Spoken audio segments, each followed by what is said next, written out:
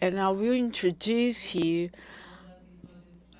all speakers of this first afternoon roundtable. And then this roundtable will have the interference, quote unquote, of the other roundtable. So I prepared 3 questions. 3 is my favorite number. You're going to see that in the interviews that we do, everything is 3.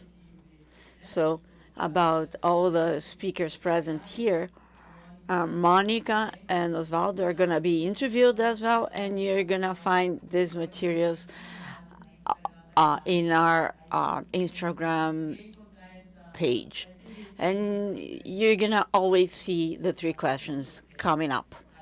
Now, we have 5 speakers today, and I'm going to introduce in the order of their presentation. The first one to answer my question is going to be Oswaldo Baquero. He's a PhD professor at the University of São Paulo, affiliated with the School of Veterinary Medicine and Animal Science. He coordinates the multispecies health network at USP, dedicated to the reproduction of well-being for marginalized multispecies collective. He works with the colonial biopolitical and political ecology and social studies perspectives in science and technology. My dear friend James Scott Baxter, who is with us on Zoom. He is an architect, planner, and social spatial researcher. He coordinates the planetary TEDx for cohabitation lab within the planetary practice for cohabitation within the Rescaling Global Health at the Technical University at Berlin. He is also a PI together with Professor Saraiva, who was part of the first roundtable, and Professor David Sperling from USP.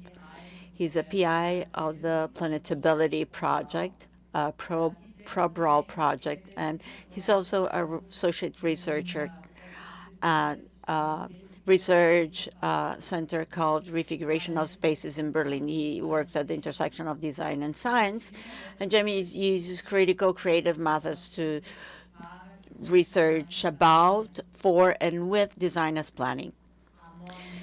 Monica Masumi Osaka is a pharmacist with a postgraduate degree in phytotherapy, neurolinguistic programming, environmental management and control in health services, health surveillance, and environmental health surveillance. And she works in the pharmaceutical assistant in basic health units, health surveillance, and environmental health surveillance. It's a pleasure to have you here with us, Monica.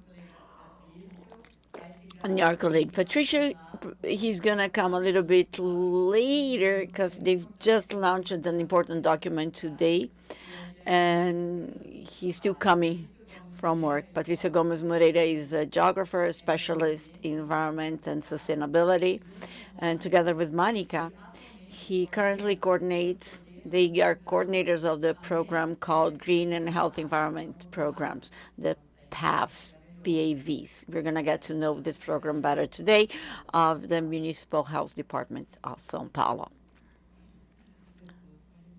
Some people I know here. And finally, Sofia Varino. She's a PhD and an author and cultural historian based in Berlin, Germany, with a focus on transnational American context. Varino's research and teaching interests include environmental and medical humanities, science and technology studies, and intersectional gender studies.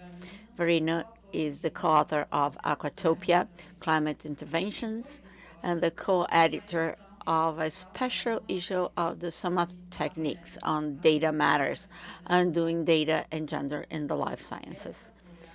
This is their introduction of our speakers today.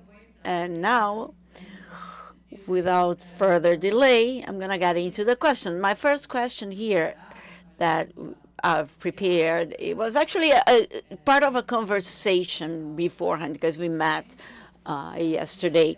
And the first question is very simple, is related to our event. Why revisit the idea of health in a planetary era, or planetary age, better said? For this question, I would like to invite each one of the speakers to speak from their own experience in area of activity. So, for example, Oswaldo's work, we have work based on the outskirts, what the so-called peripheries. We still have to define that, so quote-unquote outskirts of peripheries, and work with the decolonial approaches to multispecies health in São Paulo. Monica and Patrício, I invited them to share their experience with the PAVS program in São Paulo. And I also invited Jamie to talk from his own experience with drawing planetary practice, to also bring the planetary thinking, which is part of our event.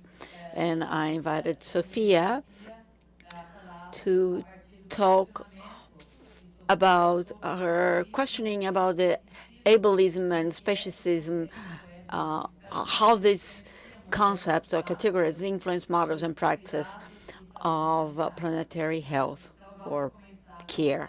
So let's start with Oswaldo. Then I'm going to pass the floor to Monica, James, and Sofia. Perfect. Good afternoon. First of all, I'd like to thank Laura for the event, for the invitation, for the question. It's a very relevant question because it seems like we need to revisit, revise, and question the idea of health, because health actions, they are founded by some ideas that are already on the table, and they have material consequences that not always translate into favorable situations for those who suffer from it. On the other hand, the ideas of health, they justify and legitimate process, pathological process, inherent to marginalization and oppression of many to guarantee the privilege of just a few. And these minorities, they are very important in the institution of ideas and practices of health. And that's why we need to be updating, bringing it to the table. What is health? Who can have health? Who should have health? How we should care for this health? Who is going to answer these questions? And more importantly, who is heard when answering these questions? And we try to do it internally in the idea of planetary age. Who said when this age started, when you're dealing with linear progression? How are they those that are affected based on land organization and time organization and the idea of a planet? So it goes beyond the planetary age. So among many directions that we can take when we ask these questions, they point to the need to revise, revisit, not only the idea of health and planetary age, but also an MO that is applied again and again, only under different costumes, which is the MO of the capitalist area to legitimate the status quo in a moment of crisis. Philanthrocapitalists, they anticipate facing the imminence of inevitable changes to take control of these changes and guarantee their privileges. And why I'm saying that? Because in the field of health, it's strategic for this MO. We can go back to the beginning of our colonization, which is still part of where we are still when we are still part of this process. But we have a foundation that this is since the beginning of the 20th century. It's bringing together some professional profiles because in what has to do with health, and it illustrates the idea of the planetary health that been popularized recently. I'm talking about the Rockefeller Foundation. John Rockefeller was the first billionaire of the planet. He was the owner of an oil company, and we know that on the opposite of wealth accumulated on the hands of few is massified poverty. And massified poverty is where we create and make some severe health issues even worse. And fossil fuels are the engine of the climate change, and it also aggravate some health issues that we can see. So in the famous report on planetary health from this foundation, signed by another institution, a very hegemonic, which is the Lancet Commission, explicit commitment and concrete commitment to change standards of production and standards of consumption and accumulation. And in terms of talking about talking in planetary terms, it's an elite that keeps spreading a social speech, but they are still acting as if we had many planet Earth with endless resources to be used. So health issues in a planetary age, going back to the question, I think it's a symptom of a civilization crisis. It's a crisis of our modernity and coloniality that is ending the ability of well-being and subsistence. So revisiting the concept of health, planetary age, lead us to face long-term challenges that are how can we interrupt the madness of privilege facing power structures that protect those who are the owner of the privileges, Okay, let's carry on with Monica. And Monica, you have some slides to share, right? Perfectly. We can see your slides. I think it's interesting. I can see that Jamie and Sophia are also making notes. We have a delay in translation, I think, and that works for you. So we have many issues here. Jamie brought us some questions, and Oswaldo also have some questions in terms of reflecting what is the planetary age. I think you guys are going to have a good dialogue and things to say. So let's follow with this debate. I think it's interesting because thinking about a global health planetary scenario, we have people from São Paulo here in São Paulo, and the other people are present on Zoom, and without burning field that we just mentioned. I think that's pretty cool, and it's very nice that Monica is going to bring more experience from São Paulo, right? So first of all, I'd like to thank Samantha for her presentation, and Laura mainly for the opportunity to introduce this program. And I brought a pretty long presentation, but I'm going to leave it with Laura. For those who don't know the program, I'll make it available to you all. So let's start with an introduction of PAVS, the program. In the previous centuries, we had the Cartesian and Newtonian view that helped to contribute to science and medicine and so on and so forth. In the 20th century, we had the transition to the systemic view. We had the concept of a single health system is what we have.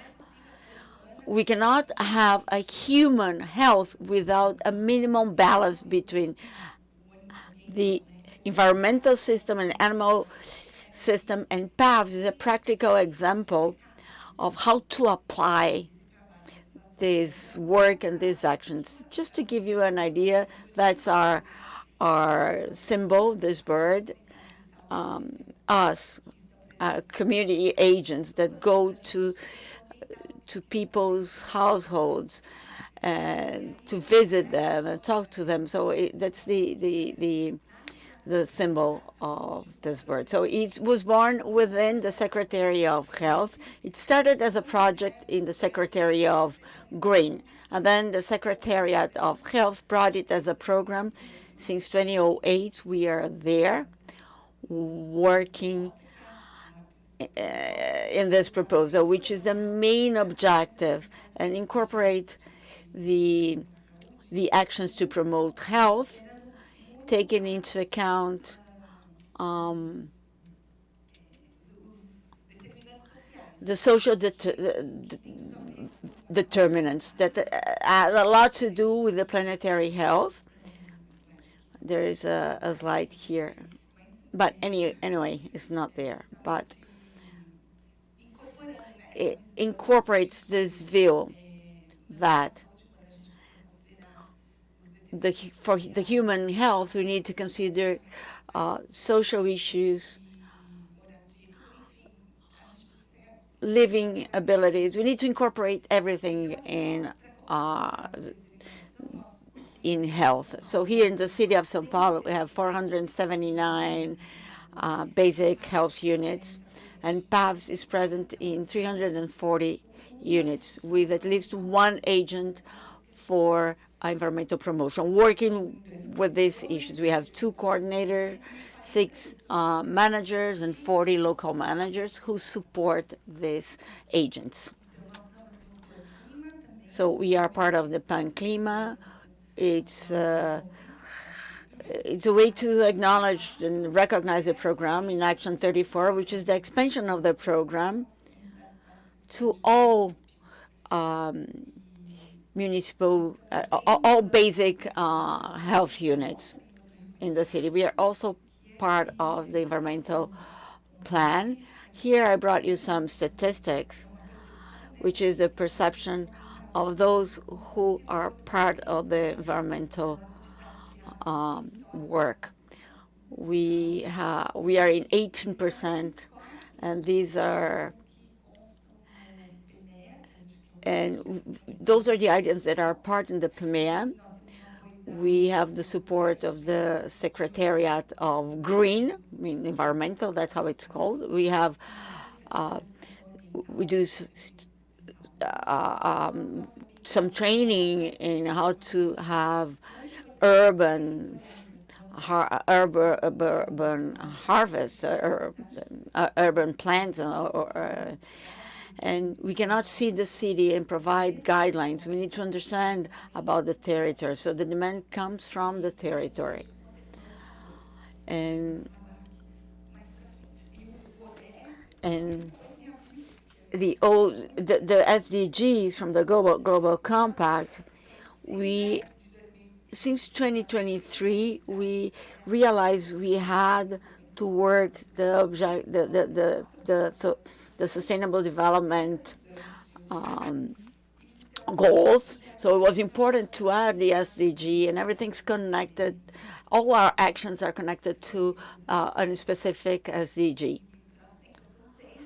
Those are the axes that we work with. Those are the pillars. We work with 3 pillars. First, we have 6 pillars. First, we have the culture of peace. That's the 7th but we realize the culture of peace permeates all other pillars, managing solid waste, planting trees, revitalization of public spaces, and so on and so forth. They are permeated by peace. So just to let you know, I'm going to go some of the examples of things that we do. We work with pets to nurture the pets. We work in education with how to prevent dengue fever. We do some work in waste management in our health units. They do a work with environmental education and how to separate garbage, and we have those urban collectors, and we work with them depending on the region. The vegetable garden, public or urban vegetable gardening, we work with the food issue as well, but we have a very good project working with mental health. And when we have people working in a vegetable garden, it goes beyond feeding people. It works with mental health and so on and so forth, revitalizing public spaces. When you do the diagnosis, we try to map some locations where people usually discard their waste. We have partnerships with the council people, and they have a program called Kata Bagulho, which is collect junk and garbage. So we do work depending on the place where this garbage place where people are used to disposing their waste, returning to a vegetable gardening. So we have a partnership with the sanitary agents. Once they realize, for example, they did a work with this water. Kids were playing. Sometimes the water seems to be clean, but they are not. They identified some fecal coliforms. So we do this work of awareness, saying, okay, you cannot play with this water. And at school, we go to schools with the program Health in Schools, where we work with kids, and we also go into water and soil issues. Before starting a vegetable garden, we call the sanitary agents to see if it's a contaminated land or not. If it is, we can do different work there. This is A3P, is another program of the Ministry of Environment. We work with the workers of the health units, like using mugs instead of using plastic, working, adding value to the worker themselves, and also waste management, collection of medicines we receive from the pharmacies. Now our focus is climate change, because we know all those pillars are related with climate change. And this is a very important topic. And we know that we are going to start working with this issue within our pillars. So the social environmental diagnostic is a tool where we identify the risk in the territorial potentialities. They are the vegetable, the plant that covers the soil, it's mapped so we can have the right plant at the right place. Important to know what this region had before. So we need to have official indicators, and also what we call the perception workshop, where people go into the map, go deep into the map. And these people know the land, so they identified and get closer and closer to what they can have, and they they put everything in a spreadsheet, and we work with this data, and we have a radar, like this sort of graph that they're going to identify the priorities of each region. So we have a report which is presented to the manager of a health unit, and then we discuss what can be done in terms of that priority in terms of action and intervention. Now we have the definition of priorities. We have project planning, execution, and then the assessment. How many times, what I can say that most of the times the projects, they become a practice. So it used to be a project, and the community incorporate it as their daily activity. I'm going to go over very fast. I'm going to talk about partnerships. And one of the main characteristics, very interesting about this program, is exactly our partnerships. Due to the difficulties that we find, we use creativity, and we try to use everything that you have on our hands. So we have some paid professionals. They are really, really knowledgeable.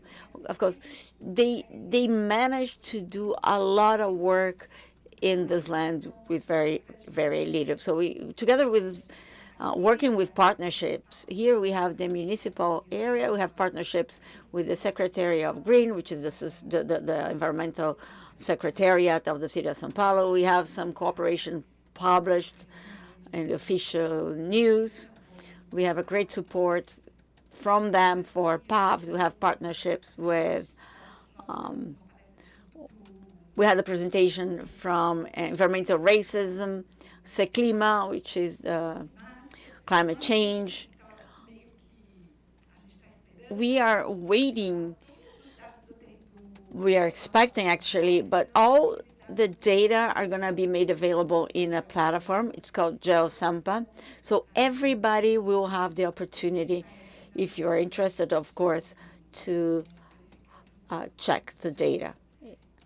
So we have several partnerships.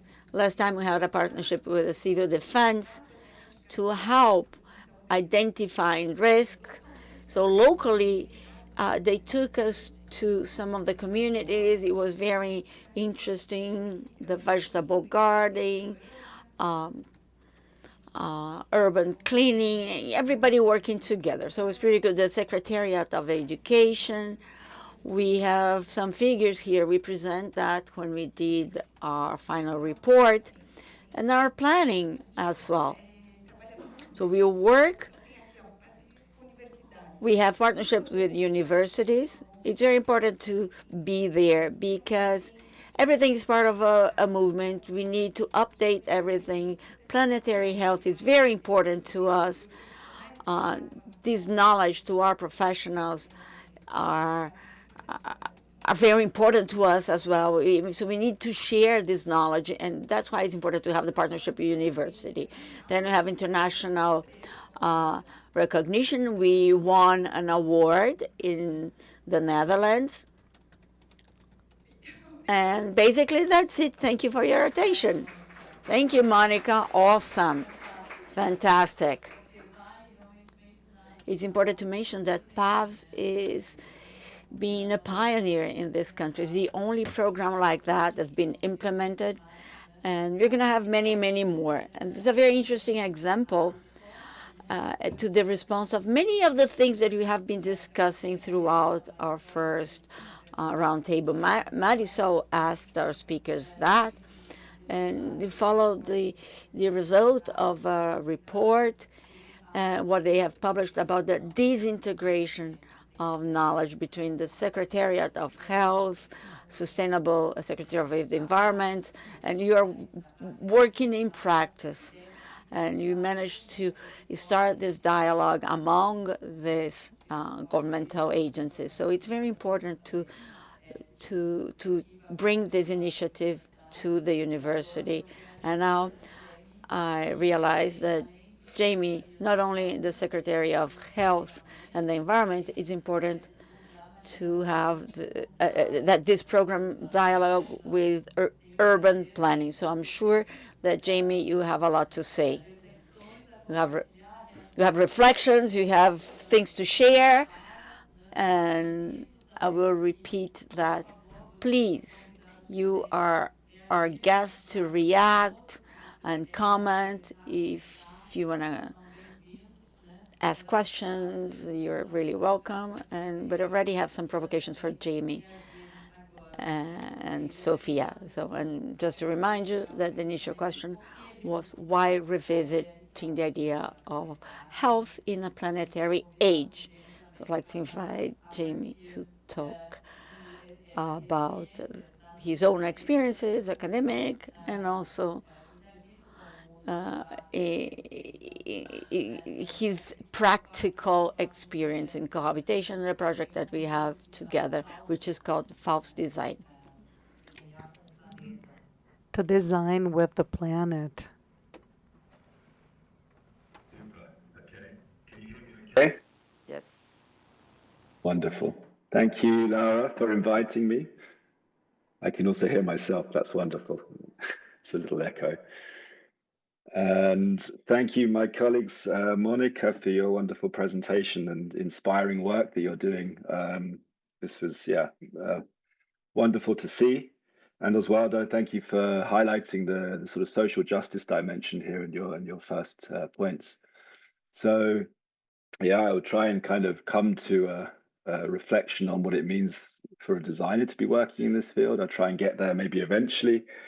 I would say I would try and begin with maybe unpacking this question a little bit, like what's health and what's the planetary age? That's kind of what we're being asked to do. And for me, I was very inspired by this kind of planetary thinking by especially authors like Chakrabarti and Membe, Glissant, Spivak, others who have been trying to kind of conceptualize what the planetary is or what the planetary age is. And if we think maybe with Chakrabarti for a moment, he tries to kind of he tries to make a distinction between the global and the planetary. Maybe this is already familiar to you, but I found it maybe quite an inspirational way of thinking, where the global kind of represents modernity. It maybe is embedded with the ideas, kind of older ideas of sustainability, which maybe have already seen some criticism or some limitations. And he tries to sort of put that into tension with this notion of the planetary. And this is obviously what Spivak tried to do prior to that, where they kind of claimed that the global was this little blue marble that we see on our computer screens, and it was abstract and it was universal. And the planetary tried to sort of think against that, right? It tried to kind of find a way to think about, different temporalities, different forms of life, different ways of kind of conceiving, in my view, how I understood it, a kind of anti-universalism and anti-abstraction, but still with a kind of project about internationalism, or probably more than that, not internationalism, but like some idea that we don't retreat into our kind of individual local perspective. So the planetary has this weird tension built in that I found.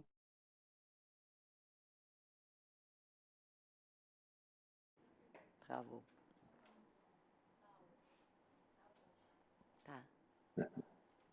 Voltou. Yeah? You came back, yes. I'm here? Okay.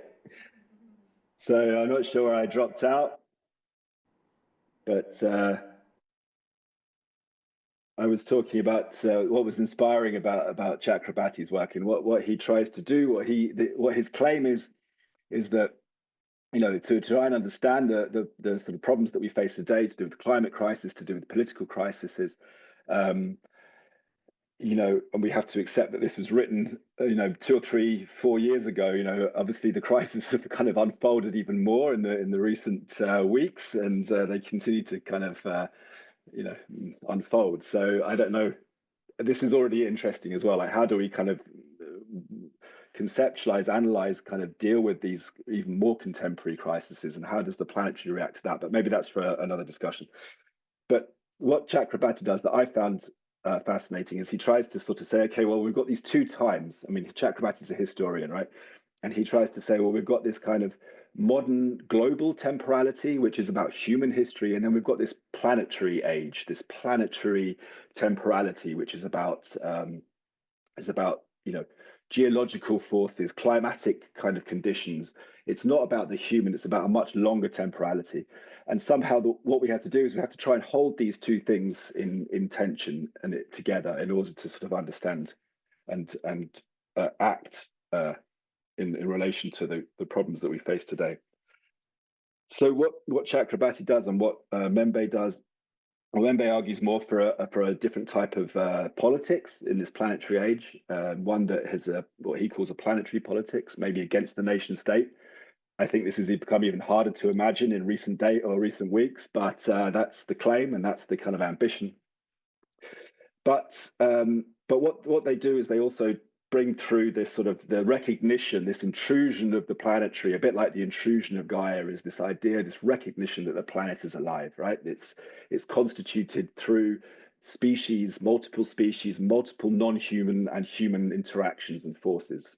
This I still find a radical idea. I know, speaking to colleagues there in Brazil, this is probably less radical idea. I think it's somehow much more accepted, certainly from the people that I've been working with in the recent times. But from my perspective, the recognition that the planet is vibrant and alive and constituted through these kind of different forces, I believe has a lot to, we still have a lot to kind of readjust, redesign, if you like, in relation to that idea. And especially we have to redesign our knowledge about design and planning, and like, how do we, the tools that we've built for design and planning over the years, over this sort of decades, they're modern, but they're based in a modernity. They're about sort of solutions, they're about technical solutions, they're about infrastructures, they're about kind of the kind of hubris that the human is kind of at the center of the world,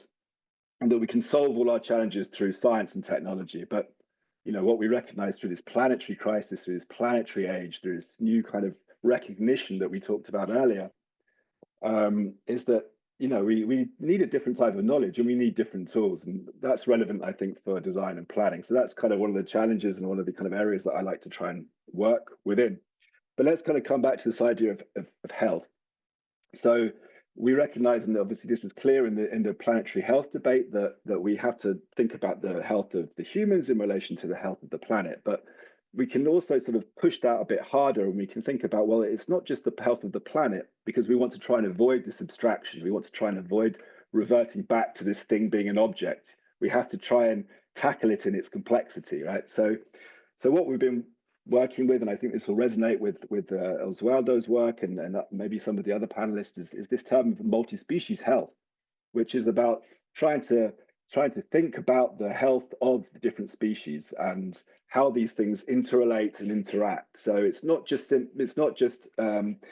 that climate change is creating problems, and it's creating pollutions, it's changing heat stresses, it's doing all these things, that's for sure, and of course that's directly affecting human health. But if we try and make this movement, we try and decenter the human from this, and we try and for a moment just put it on a human on an equal level to other species and other forms of life, then we have to think about the kind of the health of all of these creatures and critters, right? So through my research, which wasn't immediately focusing on design, but it was more kind of spatial research, I started looking at this idea and trying to understand a bit more about the kind of health of trees and the health of other species and the health of humans, and how this kind of comes together in this kind of ecology. And so what I learned from this, and it's not a particularly revolutionary idea, it's been said many times before, but for me, I found it very productive to be thinking with this idea of health as relational and health as a struggle. And health is not just somehow simply, an optimum thing or something to aim for, but it's a constant negotiation. It becomes, so the work that I looked at was between pathogens, plant pathogens and trees. And what I learned from this, and speaking to people who had a lot more knowledge about this subject than I, was that this is the struggle between these two creatures who are just trying to survive, who are trying to be healthy, ends up having a kind of negative health impact on the other. But they're not doing that on purpose necessarily. It's the pathogen in this case, right? But when one, and it can take like sort of 20 years for the tree to die, so that's almost a lifetime. So it's perhaps slowly becoming less healthy over the span of 20 years, but it starts to put health into a different scale. We start to get this much more nimble, at least from my perspective, much more nimble flexible idea of health, where it's a constant sort of process and a struggle between different entities. And there's a negotiation. So if there's a negotiation, it becomes political as well. So, and when in these kind of situations, in this landscapes where we have this kind of struggle between these different species who are vying for their own health and the relations of health between each other, when one species wins or somehow the other species dies or is taken away, is removed, it creates a whole set of new exposures to the other species around it. So their health is then impacted. So what I sort of saw and what I see is that the health is so reliant. The health of us and our health and the different species is so reliant on the kind of assemblages and the relations and the solidarities that we build. And this was quite eye-opening from my perspective, at least. So what this has done is this has taken health from being this sort of it starts to bring the planetary down into the ground. It sort of grounds it, if you like. If we want to, I think you heard from David Sperling perhaps yesterday, or and David and Anna and Moreira talk about the ground atlas and sort of grounding and being grounded. And I think this is part of the challenge of the planetary, is to sort of bring this large perspective, these overwhelming issues like climate change, geopolitics, whatever, pollution. We have to sort of find ways that they're situated in the ground and in places, and that's how we've got our best way of kind of maybe combating them or challenging them. So what this does from a design perspective, from a kind of spatial design, landscape design, urban design perspective, is we start to see then the ground as a set of health relations. And space is a set of health relations. It's one way of looking at it. And what that allows us to do then, or it allows us to see, is this idea that the environment is not inert. It's not a backdrop. It's alive, and it's a constant contestation between these different species vying for their health. And if we think like that, this changes the game for design and planning. I don't know what the consequences are yet, but I feel that this is an important move of taking these very abstract ideas about the planetary and the recognition that the planet is alive, and bringing it and situating it in the ground. And health and the relations of health and health ecologies allow us to think very clearly and carefully about the minute moves and interventions that one might do in a landscape. So that's my offering to this panel so far. Obrigada, Jamie. Muito bom. Muito interessante. Eu tinha prometido, né, que agora vocês vão ouvir. Okay, thank you, Jamie. That's really interesting. Thank you. So now you will listen to some people who have associated disciplines in this other areas, and we will then have a lecture about planetary thinking and other health concepts.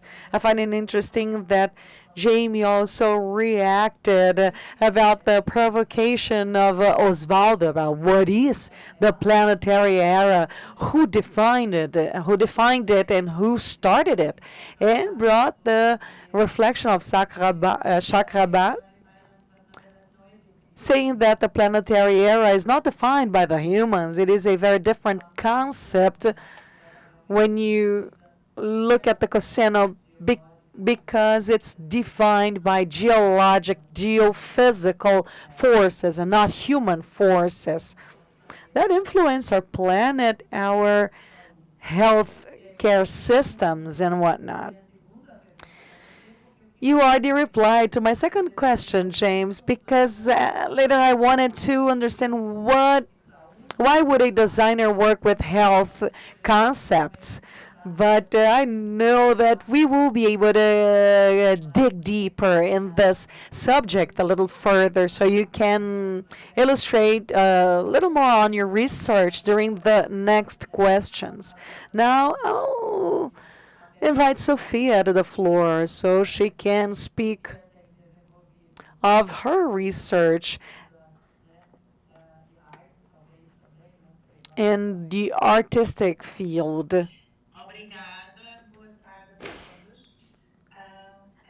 Thank you. Good afternoon, everyone.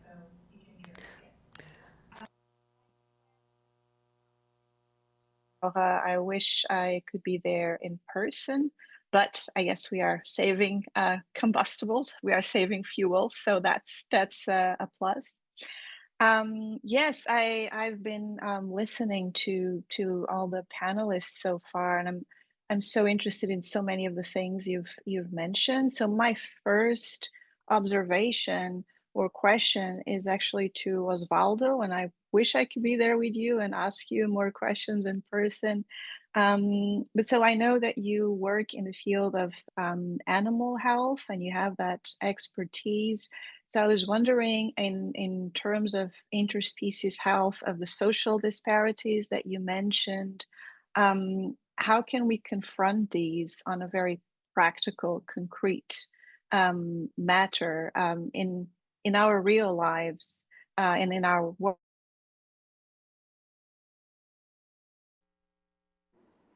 from your area of expertise? Can you hear me? You came back, yes. Yeah. Oh, okay. So this is for our next question, but I didn't want to forget because it was really on my mind from everything that you said. And then Monica, I was so moved by all the different projects that you are developing. I did not know about these projects, and I want to find out more because I think these are also very good models for urban intervention and for working with communities and developing critical pedagogies with different groups, different people. And for you, Jamie, I was very interested in everything that you were saying about urban planning as well. And then when you were talking about grounding and the difference between the planetary and the global, I was also thinking about Bruno Latour and his idea of the earthly, so back to earth, grounding ourselves. And he proposes this idea of the earthly in opposition or contradistinction from the planetary. So these kind of horizontal, more situated ways in which we can be part of this planetary paradigm in which we are, but in which we confront these disparities in our daily lives, face to face. So more of an ethical paradigm, perhaps, that we can talk about more. So I have some notes that I wrote it down. So I'm going to read these actually, because now I have so many different thoughts on my mind. So I think it's helpful just to return to your very good question, Laura, just to open the panel. Why revisit health in what we call a planetary age? So I think we are living at a time when we have to revisit every concept and practice, because we are living in a new paradigm, a planetary paradigm of rapid species extinction, habitat loss, and environmental devastation. We are living in a planetary age that affects everything, every social structure, every experience, every discipline. In my own work, I focus a great deal on how human exceptionalism, including ableism and speciesism, shapes current models and practices of planetary health and healthcare. And currently, in dominant mainstream clinical and biomedical protocols, there is still a tendency to understand the living body in isolation, separate from its environment and environmental conditions, as if our bodies, our living bodies, functioned in isolation rather than in a web of ongoing relations between human and non-human worlds. In reality, of course, we experience that each human body is actually a multi-species ecosystem already in and of itself, containing a variety of microbial life forms that sometimes damage and endanger our lives, So this goes to what Jamie was also talking about.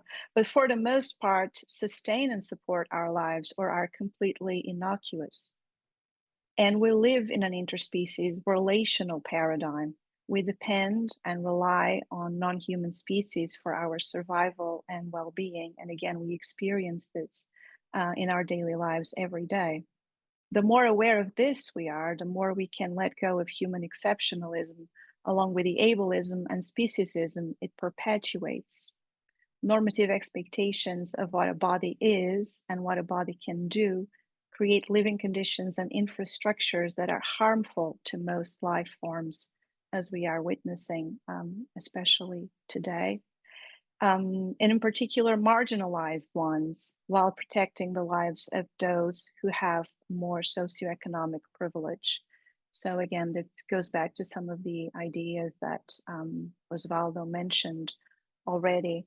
So my challenge in my own work is, how do I practice all these ideas and concerns about a planetary age, air pollution and environmental health, and this statistic that has circulated quite a bit, especially a few years ago. It was a widely circulated statistic that 1 in 5 deaths, one in 5 early deaths is caused by air pollution on a planetary scale.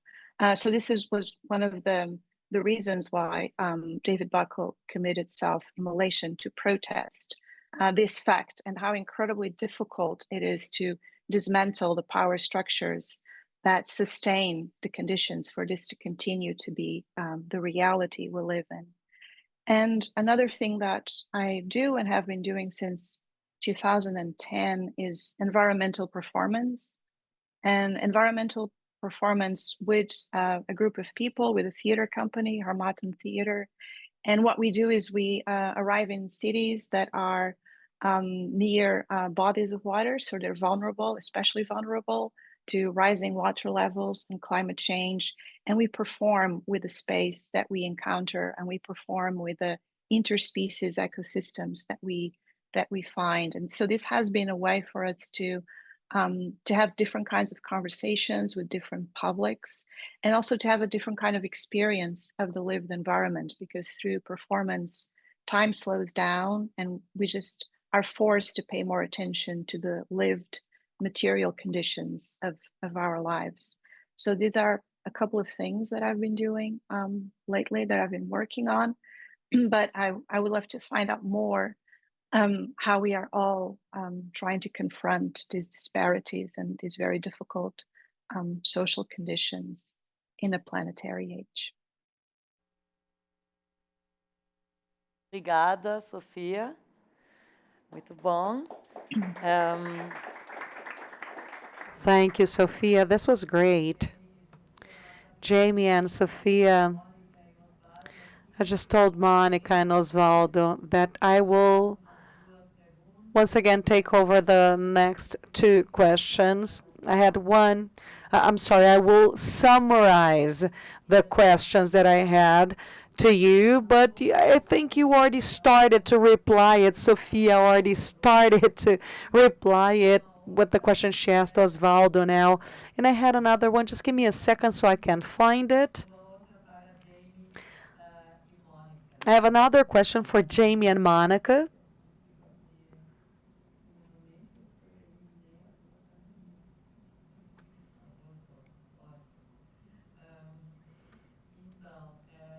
So, well, really, I believe we already mentioned this subject. So, Oswaldo and Sofia, you can decide what part of your question you want to reply to. But it's more about the practices and researches, the experiences of you both about these concepts. Let's take, this is the last table, so all the concepts that are still in the air, in the room, about planetary health, planetary healing, species and interspecies health.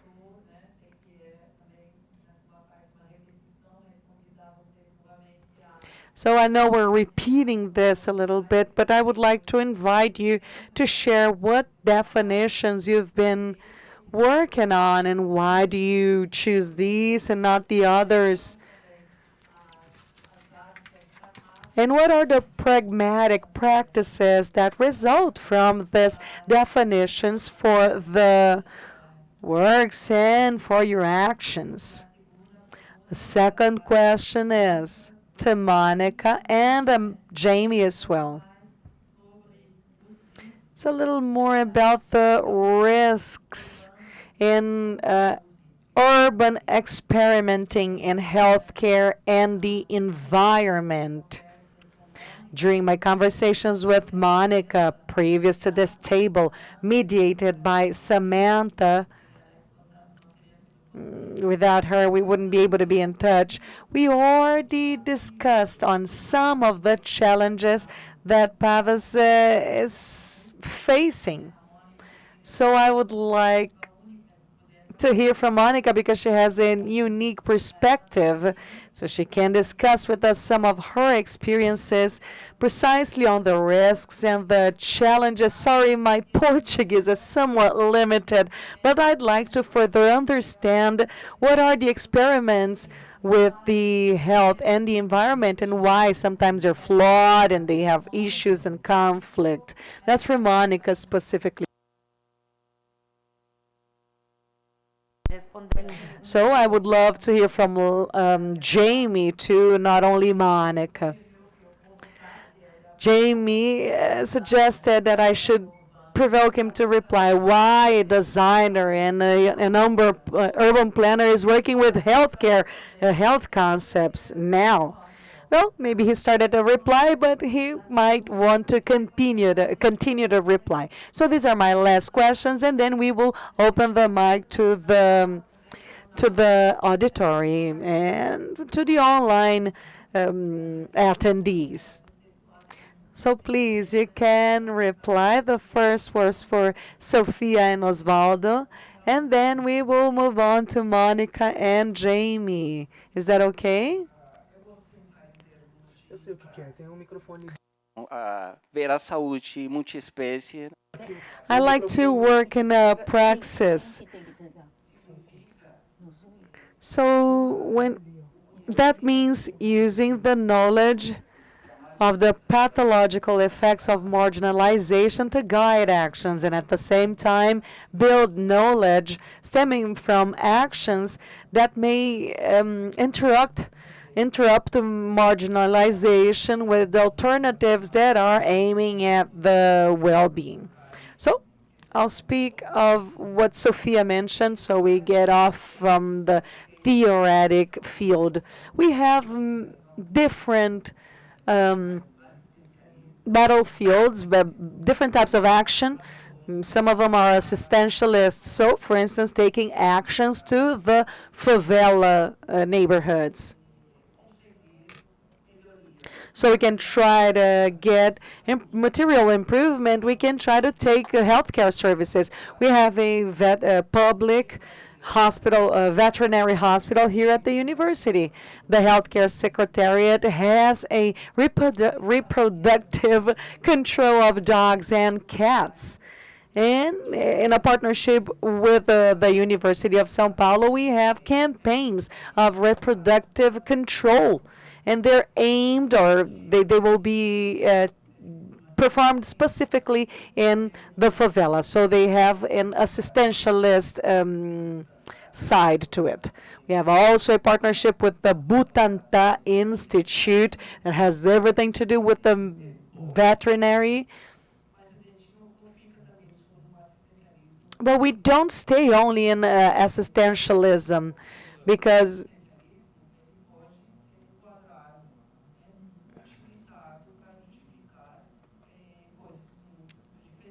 assistentialism can be used to justify very different things and even very controversial. So we try to limit it. this as well as other practices, and we try to perform other types of actions. So another practical example is as well, we did stemming from the Advanced Studies Institute, we did a census in the favelas neighboring the campi of the university. And because we were wondering, who are these neighbors? And an interesting question is that when it arrived, we started thinking of the human neighbors. And we insist that we work on ways to have different relations and to consider the others. So who are the neighbors? When we did the census, we found it very difficult because there are many historical tensions within the São Remo community and the university community. So it's the same thing happened in other places. The community thought that there was some sort of evil strategy to remove them from there. When they realized that the census was also involving these other people living in there, they started to be more effective. They were open their doors to the census, and we started to see some comments that were quite interesting. He said, "Okay, it's cool that you are concerned about family members that are not human beings, like birds and guinea pigs and so on and so forth." We did a very detailed demography in terms of cats and dogs, but about birds it was a lot more simple, and other species we asked just a few questions in order to have a more overall profile, and we had to recruit people because we did this detail about dogs and cats, but not about other species. Why you keep asking that about my dog and not about my rabbit? So the census show us this relationship of the populations who live there. It shows that this stereotype of favelas, they go beyond this image of criminality, and it involves an anthropocentrism that within these favelas, the community are more than humans. They are a multi-species community, and many of these animals, they are considered as members of their families. I'm not going to discuss whether it's good or not. It's just one of the points that the data that we got, and we found other anthropic animals, those who are used to human environments.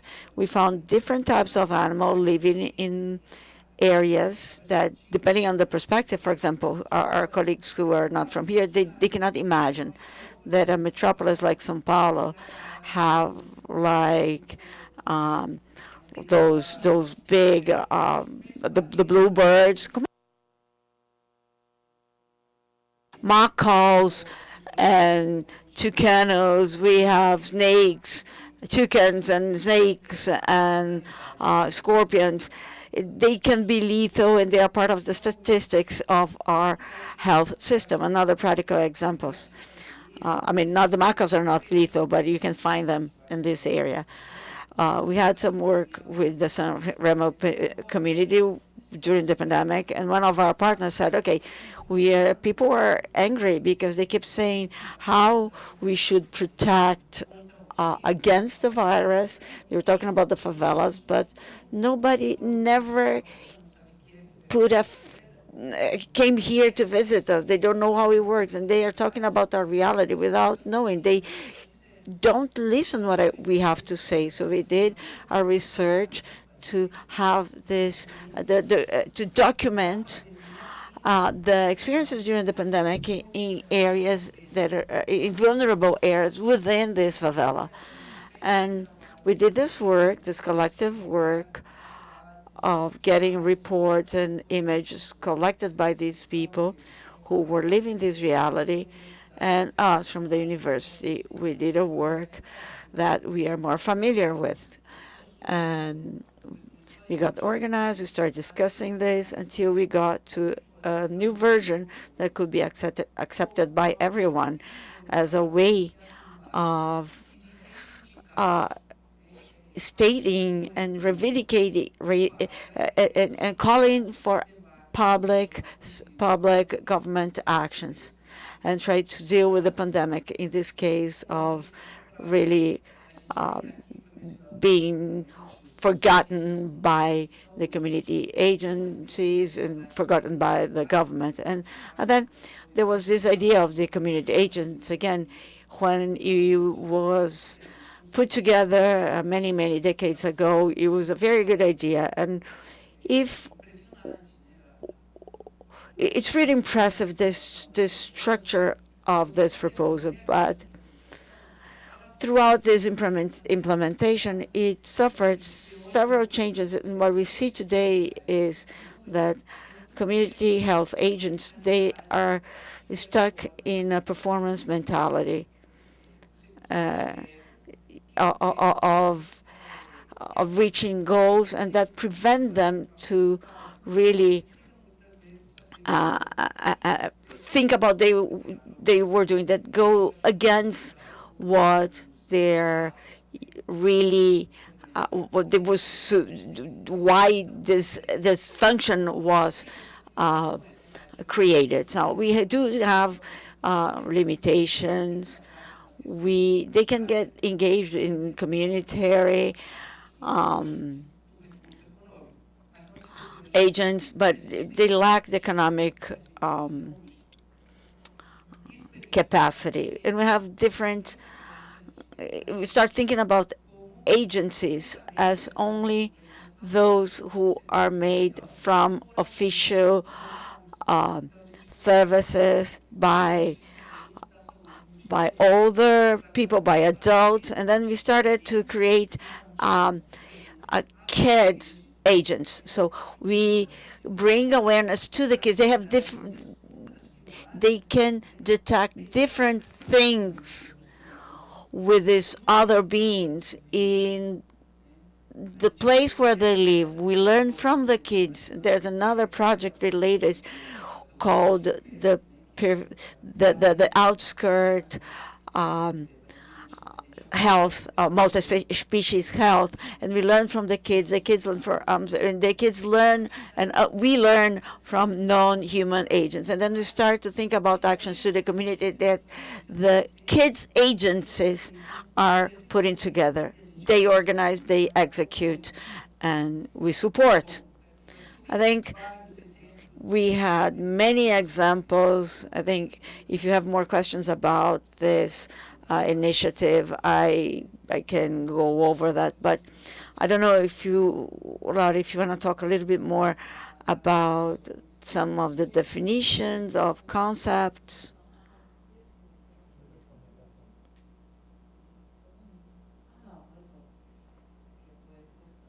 Okay. Oswaldo brought from his practice and different projects how he could identify during this conference are the way we communicate results and what is produced within the university. And it's not only the university not only produce knowledge, but they produce knowledge based on a multi-species health concept. And I think to pass the floor to Sofia. I think we're going to have many questions here, so save your questions to later on. But Sofia knows a lot. I don't know much about her work, but I know that she works multi-species health, and maybe she could share with us what they are doing there. Me so much inspiration and food for thought. Just, I don't know enough about your work, but just the different things that you were talking about really made me feel like there are actually a lot of people doing a lot of things on the planet that hopefully can confront all these disparities. So thank you so much for sharing. I want to know more about all these projects. So maybe I will tackle a little bit of the initial question about the difference between different terms and terminology. So I'll just focus on how I use these terms myself. And the project I'm working on currently is on zoonosis more specifically, so zoonotic disease transmission. So of course I'm going through all these different terms quite a bit. So again, I'll go back to my notes and read from them. So I do prefer personally the term interspecies, as it points not only to the existence and relevance of a multiplicity of species, but also to their relationality, the way they are interrelated and mutually constitutive. But I did use the term multispecies for a very long time. So that's how I was introduced to this concept, to this model, to this notion, was through the term multispecies studies. Until a colleague of mine, Annie Fender, pointed out the limitations of the concept of multispecies for how it presumes multiplicity without necessarily articulating relationality, which is, of course, so important. I also like that interspecies suggests that different species categories are not stable, they're not foundational, but they exist in a continuum, pointing to how life forms might exist in liminal spaces between species or even away from the species category altogether. Obviously, species in itself is a human-made category or even perhaps a knowledge project. And the study of species has been historically shaped by scientific racism and human exceptionalism. So I do use these terms and I find them very useful and necessary, but I'm also trying to be critical of them and to bear in mind all these different histories that they continue to circulate and perpetuate. The One Health model by the World Health Organization and the United Nations, which has been adopted, I think, over a decade ago, which I just learned today in Portuguese, is called Saúde Única. Is that correct? Saúde Única, that I think Monica mentioned, yes. So this is, of course, I think, a very useful model in and of itself for how it articulates how the health of ecosystems and non-human lives directly impacts the health of human populations. I do refer to it in my work, and I do refer to the archives by the World Health Organization, but I do not necessarily subscribe to it because I think it perpetuates this idea that there is one paradigm or one model, one way of doing and understanding health. And what I try to do in my work is precisely to contest that and to contest normative models of health.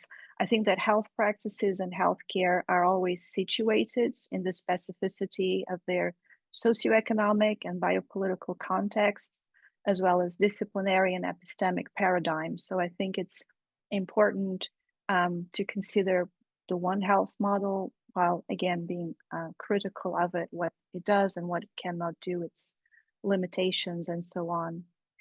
And then with planetary health, aside from all the issues of the very concept of the planetary that Oswaldo mentioned and Jamie did as well, I do think it's also a useful concept within its limitations because it does place health at the center of planetary networks and phenomena. But again, it also can presume that human lives are impacted in the same way by a universalized planetary paradigm. And I think that's what we are all wary of and concerned about when we start to grapple with these ideas of the planetary. A lot of planetary models have this problem of universalizing phenomena and concepts without considering the specificity of context and the specificity of praxis, which shifts a great deal according to geographical context. And of course, if I had been able to come to São Paulo, I'm sure I would have learned a great deal, for example, just by being there in person and just witnessing how you're grappling with all these concepts and issues in a very different way than I do here in Berlin or in other places that I've lived. So, just to summarize, I do try to work with interspecies health currently, but I do make space for all these different ways of conceptualizing health on a planetary scale. So that's my 2 cents right there. Fantástico. Yes.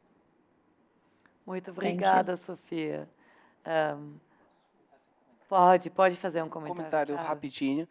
Eu concordo com... Totally agree with what Sofia just said. I just wanted to add the perspective of this idea of multi-species, because, of course, from a biological point of view, all the way today, Darwin used to talk about that. We don't have a concept of a species, which is very clear and it's good for everyone. It works for some cases, it doesn't work for others. But from a science point of view, we don't have the real concept of species. So both in Portuguese or Spanish or English, we are not limited to biologic taxonomy categories. Unique species go back to entities with something in common. And that allowed me to think multi-species as a multiplicity of some sort of relationship. And from this sense, if I understood correctly, what Sofia is calling interspecies. What is a species? A species, it's the entity where the relationship converges, or are they the relationships? And does it go beyond the biological part of it? So I think we go back to the same issue. Felix Guattari has the best concept of species, I think, which is precisely what you just said. It's just a group of things that share a commonality, and it's always open and porous, and we can keep, discussing what a particular species might entail. So yes, I agree. Obrigada. Obrigada, Oswaldo. Obrigada, Sofia, por trazerem essas reflexões, né? Acho que conceituais que realmente faltaram ainda um pouco, né? Nessas flutuações de conceitos que tivemos ao longo Of concepts that we had throughout the past 2 days, and I'd like to thank Sofia to bring her point of view. And it's very interesting. We need to keep talking about that. Let's go back to our round, Jamie. Going back to, I think this discussion is going from conceptual to the context and all cases that we brought to us. I'd like to thank you so much for this mediation that you're having with yourself. And I'd like to remind Monica and Jamie the question that I did initially about the risk of these urban areas in terms of health, multi-species, interspecies, environmental health. What you want to talk about? So we still have some time. I think it's a risk, but more fragility. The program, many people see it as innovators. They're well consolidated in the city, but our base is it's a bill, a city bill. We don't have a guideline from a ministry, from a federal point of view. We are isolated in the city of São Paulo, although the city of São Paulo is almost a country, but we see it as a fragility.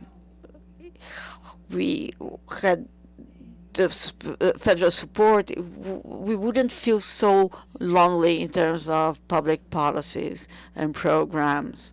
But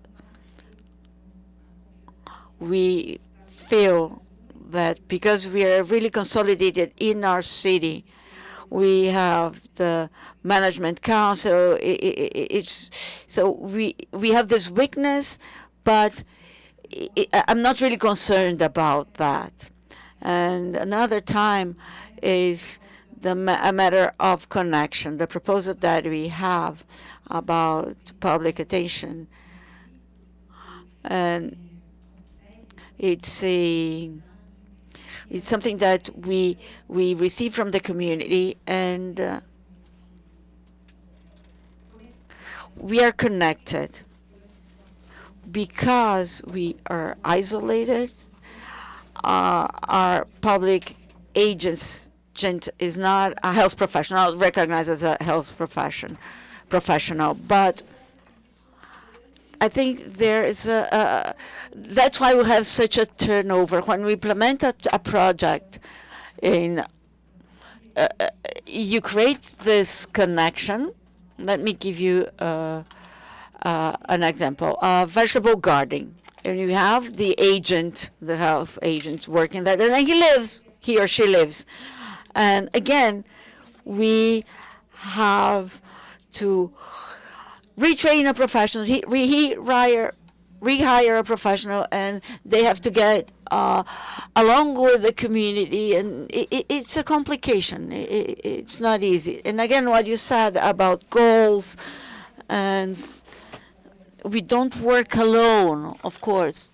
We work and we need the partnerships and the resources, of course, that we need. The implementation of a vegetable garden requires tools, input, and cost. And sometimes we work with what we have. So I think that's what I was thinking. That's what I had in mind. Now I'm going to share. It's very interesting for us to think, starting from this shared challenge. Let's see what Jamie had for us so that we can finish this conversation or end this conversation. For now, of course. Okay, thank you, Lara. And yeah, so there was two kind of questions, right? There was the kind of question about the risks of urban experiments, and then there was another question about maybe what's the designer got to do with this. Should I try and have a stab at both of those? Okay, and I haven't got so long, right? We want to wrap this up quite soon. Okay, well, the risks of urban experiments, I mean, maybe we have to sort of think about what we mean by urban experiments, but we're trying to do that in the special issue that we're publishing, aren't we, Lara? So maybe we have a better clue of that after the special issue is published.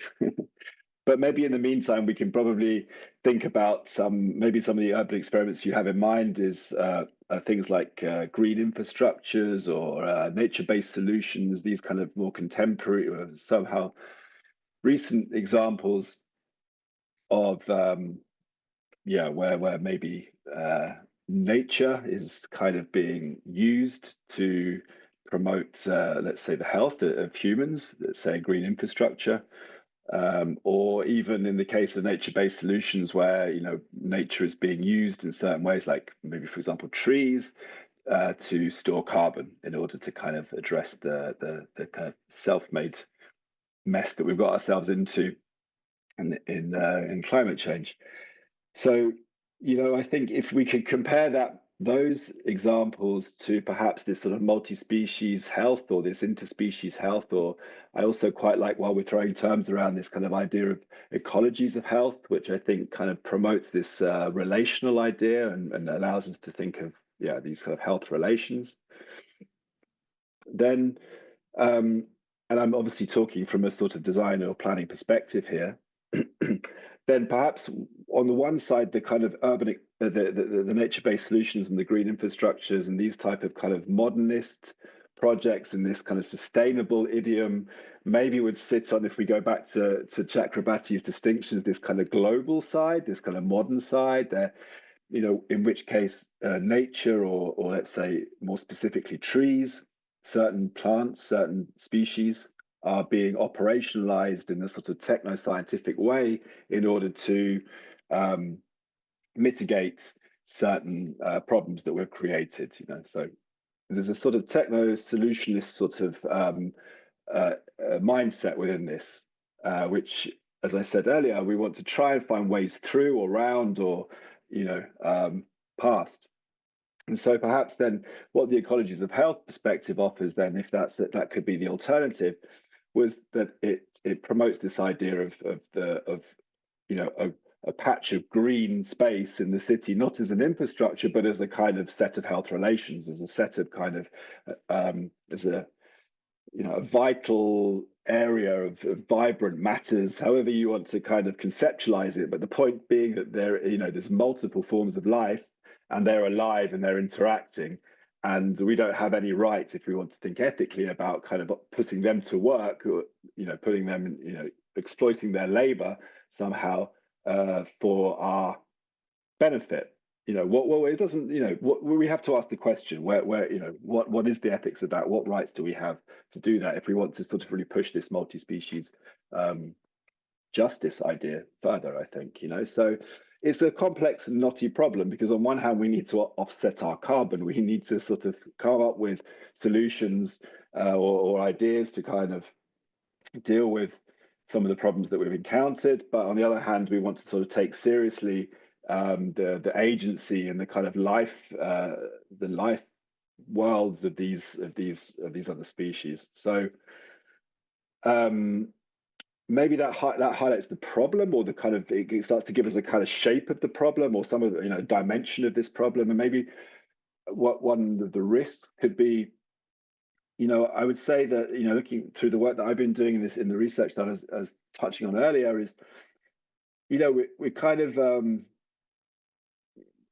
you know, we're laying down the problems, we're laying down the infrastructures now which kind of support the problems of the future. I mean, we've kind of been doing that for ages, right? I mean, there's many good examples. We can think to the work of Anna Singh, for example, and the plantation, you know, and how this kind of simplification of a landscape in order to produce, you know, an economy for ourselves.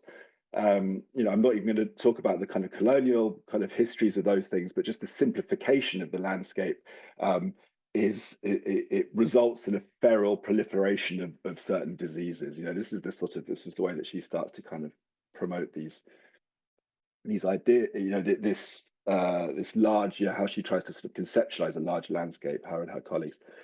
So, you know, I think we want to try and, you know, what I want to try and get to in my work and the work and what I try and talk to students about and colleagues, and is this, you know, how can we kind of have this other temporality? How do we have this other kind of ability to imagine futures, think about futures in a critical way? I mean, future imagining is part of what designers and planners sort of do at some level. But how can we do this in a way that we don't end up just sort of laying down the infrastructures for tomorrow's problems, setting the conditions of possibility for tomorrow, which we're just sort of overlaying problem over problem. So, you know, going back to the examples of my research, where we put in certain trees into the city in order to sort of create a green infrastructure, but those trees have been circulated on a kind of global supply chain, and they've been taken out of one ecosystem and they've been put into another. And what comes with them is a bunch of other kind of life forms. In the case that I'm looking, pathogens, you know, plant pathogens. And those pathogens, they kind of escape from the root balls of these trees, and they kind of they go into the kind of somehow novel ecosystem, novel for them, which hasn't evolved with these particular species, and they can kind of cause all sorts of havoc. So, you know, that's, I think, what I'm trying to get at. Hopefully I've kind of given an illustration of what I see as some of the risks of thinking with this sort of techno-solutionist, techno-scientific attitude towards urban design and planning. Sounds great on one hand, but, you know, we need to think longer. We need a different type of knowledge. we need to have this kind of biological, ecological knowledge that we have to understand. It has to have a more complexity to it, and it has to have different temporalities to it. So this is the challenge, I think, for urban design and planning.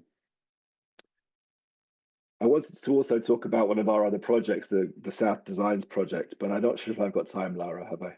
Yeah, maybe we can try to bring it to the next workshop session where we talk about our collaborative online learning platform, because this is related to our research project also of riparian struggles. Yeah. Maybe I could say one, it's in response to Sophia's kind of response to my earlier bit, which was this bringing in Latour and the Earthling, and yeah, this would be, yeah, somehow be nice to talk more about that if we have more time. But I mean, what if I remember rightly, what Latour tries to do is he tries to set this kind of this struggle up between the human and the Earthling, right? And then he sort of says, well, there's the human who's this particular species that continuing to kind of exploit the world, and then the earthling or the terrain or the terran or the terrestrial, this other kind of being is this, yeah. And then the species, interesting, the species thing falls apart here, right? He's trying to distinguish between the species, trying to distinguish two other categories. And then from that, he also trying to pulls out this idea of the ecological class. Eventually, I think it was one of the last books that he got to, right, where he tries to sort of make this distinction between those that are wrecking the planet and those that are trying to save the planet. And that I guess what's somehow we keep returning to, or I keep returning to, and this is this struggle and this idea. And I think he even uses the kind of analogy of war. And it was surprising how often this analogy came up in some of my work. And I think that idea of struggle and negotiation over health, let's say if we bring it back to health, over health is one that's we've found productive in our planetary, in our riparian struggles project. So that's about all I can say on that project. But like you say, Laura, maybe we can have chance to discuss that in the next session. Thank you. Cool. Obrigada, Jamie. Vou voltar ao português. O que parece estranho. What sounds very weird, because usually Jamie is my usual English practice, daily practice. I'd like to thank you so much. I'm going to open for questions. I'm going to try to see. Yeah, we do have some questions here in our audience. I really wanted to thank you to answer in a way that brings the debate to revisiting planetary health. Professor Saraiva said that for him, it's not revisit in a sense of disposing, but is continually thinking the concept and assessing and reassessing and redesign this theory. So it's very productive to have this debate. It's been very interesting. Então, here I'd like to, again, about the previous roundtable, to go back what Jamie said at the end of his presentation about the challenges of implementing this sort of experiments. We are writing some dossiers about urban experiments. That's why I use this word, and Jamie started to provoke me, but I think it's very interesting what he said. The solution, technocentric, it's not the only one, because he brought this this time perspective of what we are doing here today. And Monica, I think, pointed that out, that not only the celebration of PAVS as something really innovative, as it actually is, but besides this celebration, we need to start thinking of the different scales, like timing, geographical, as Juan Osvaldo talks about the center and the outskirts, But I think it's very interesting. So thank you so much. I would like to continue talking, but so that you can get together. And I think I'm going to pass the mic to someone who wants to ask a question.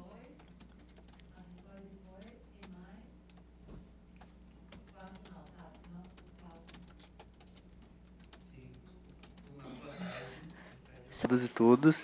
Eu sou Renan Amaral, eu faço doutorado aqui na Faculdade de Saúde Pública da USP, mas a fala do professor Oswaldo me tocou muito, porque no meu mestrado eu dissertei exatamente sobre o filantropocapitalismo. E desde lá a questão do financiamento é uma questão que me permeia muito, né? Como vocês viram na pergunta de ontem, eu estou preocupado com os bilionários, com as pessoas que têm um dinheiro, né, que têm uma influência monetária no sistema de cooperação internacional em saúde. In our health system, I would like to bring some questions that we didn't talk about today, but they are crucial to contextualize that. So first of all, my role as a political scientist is to remember that the speech made to the Congress, President Trump mentioned the international partnerships, cooperation, and he was laughing. And half of the Congress was applauding, and he was ending this partnership. They were laughing about it. We financed 300 million to a project to plant trees in Congo, and people start laughing. So this is what we have been seeing. That's the political system who won the elections, but not only with the delegates, but also by the popular vote as well. How can you have a planetary health when we see and we don't ignore this political social context that we are experiencing today? Europe is is becoming more remilitarizing, the rearming. We cannot ignore that. And I know that those fundings are going to end little by little, and they've been discredited in many situations. I've criticized science in a whole chapter, but I don't think that science has all this power today, really. We criticize universities. We don't have the ability to fund. The university cannot fund on their own, like Monica mentioned. We need money to do things happen, this type of things happening. And philanthropy is not a solution. From my point of view, sometimes this sort of philanthropy, they fund vegetable gardens, but they also fund pesticides. So how this scenario is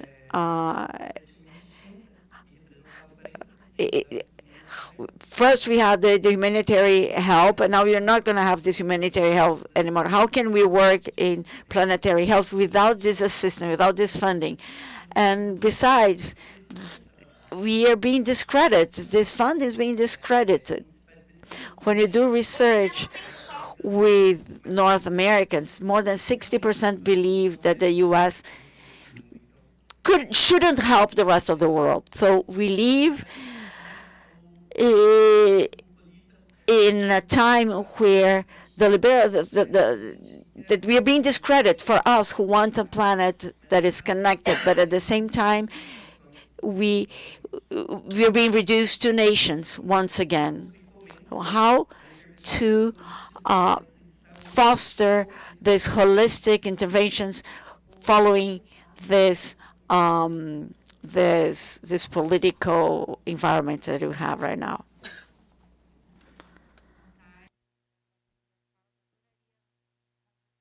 Mais individual, né, com cada pessoa. Com Sofia, conheço o trabalho de Sofia, sou leitora, me ajudou a pensar os meus temas, enfim. Mas eu vou focar numa pergunta para o Oswaldo, que eu acho que cria uma relação com outras discussões pelas quais a gente passou aqui, né? Eu tô te ouvindo, eu fiquei lembrando da apresentação da Sabrina Medeiros ontem, né? Falando sobre isso que a Mônica também traz, sobre a importância.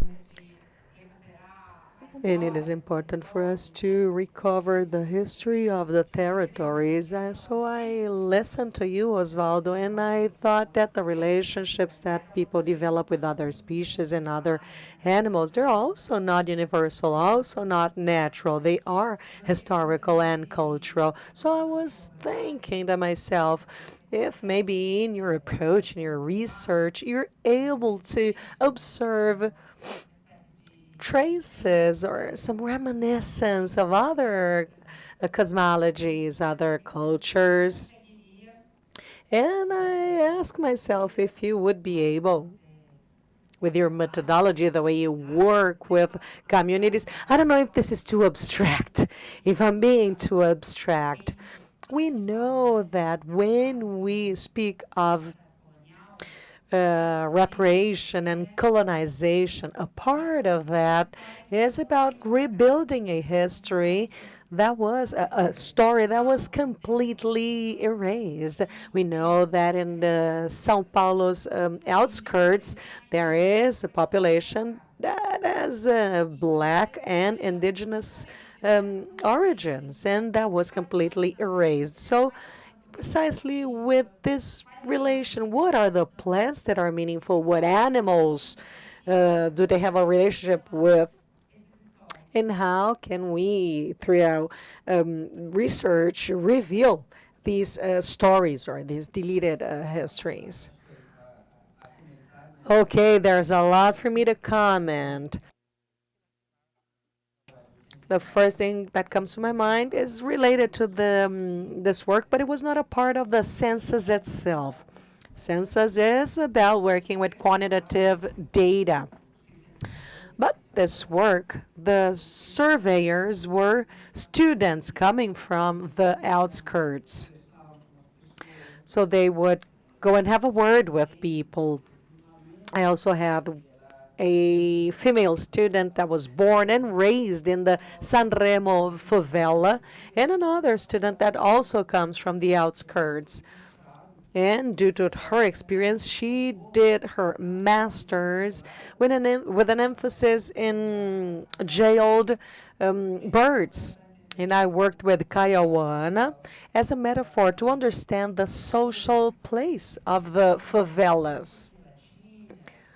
In conversations she had, the student herself, who was born and raised there, and joining that with the census data, we noticed that a considerable share of the inhabitants came from the northeast of the country. And in the community, there's lots of jailed birds, birds in a cage.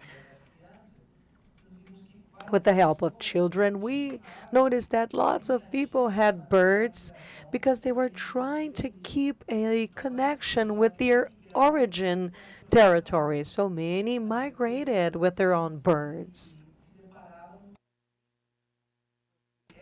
But then they had a conflict because that bird inside a cage ended up not really representing that bird of their place of origin, because of course there are fragments of objects that you move around. So these birds were a part of precisely their relationship that was lost once they were forced to migrate.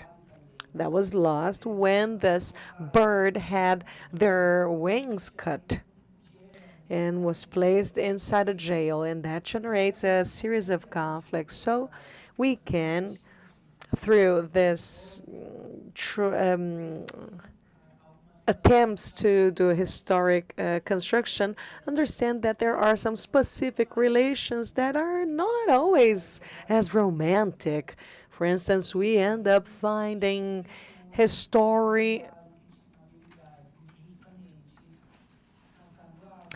of people who precisely were hunting birds to sell them, and then they got here and they applied these abilities here, even here in the campus, to grab birds from the city.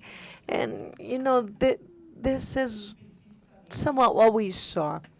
Specifically, something that I can say on indigenous and quilombola practices, I can't say much. I can say something on the people who migrate, who built the favela, and who have a memory of the first moments that are more somewhat similar to their rural setting with the life in the countryside. And they complain about how they lost it. But beyond the historic reconstruction, we try to build it from the missing memory. So there is where we need to be tactful, and that's a great if that's where kids come in, because they have a relationship with the environment. They have imaginary constructions, and we can help them think of the future they want for their community. And with some things that can be done in the present to help them connect to their speculation of a future. Great. I think the other question was also for Oswaldo. Yeah, I just wanted to make a comment. I could also say that it is worrisome to see the lack of funding, but I wouldn't say that is the single problem. We also need redirectioning of this funding of the funds, because, for instance, I am closer to the single health. I'm a part of a post-grad program on epidemiology and health. And many times you can go to a congress, and it is very expensive. And where is that money sent to support big pharma, agribusiness, mitigating extractivism effect, and legitimate this kind of action? That they're the ones who are paying for it. They show that they're doing it, but structurally, we're not changing things. It is interesting because you come from the public health care, and you can share with me how it bothers you to see the proposals that are imported here. And they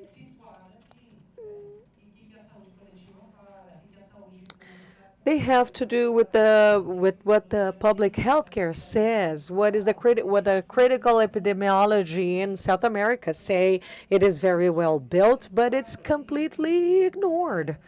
So I ask myself, what are these imports bringing of novelty? What are the new information they're bringing if we've been discussing this here for the past 4 decades? So, yeah, we lack a historic view, but also we ourselves are not looking at the history. Because in practice, how can we make it operational? And what is the relationship of what we're building here? Interesting, Oswaldo also mentioned the way we dialogue, but with concepts, and how one concept dialogues with the other. And we have very specific concepts, and they're localized in the outskirts of São Paulo. We're back to the planetary concepts. I'm looking at James and Sofia. Do you guys have any final remarks? We went overboard with the time, but I wouldn't want to cut you off. So if you want to share something for us to wrap this up, it would be a pleasure. I'd like to, well, first to wrap it up, I'd like to say I'm hopeful.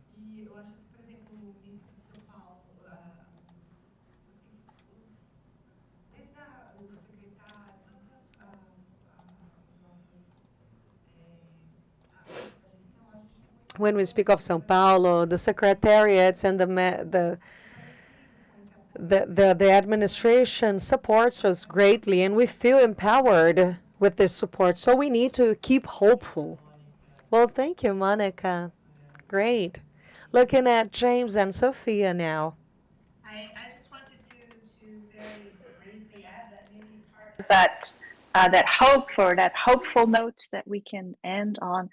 Also, part of that has got to do with what Oswaldo was talking about, that we need to listen more and learn more from environmental justice, disability justice movements. So all these kinds of knowledge, indigenous knowledge, traditional forms of knowledge that are already in place regarding health.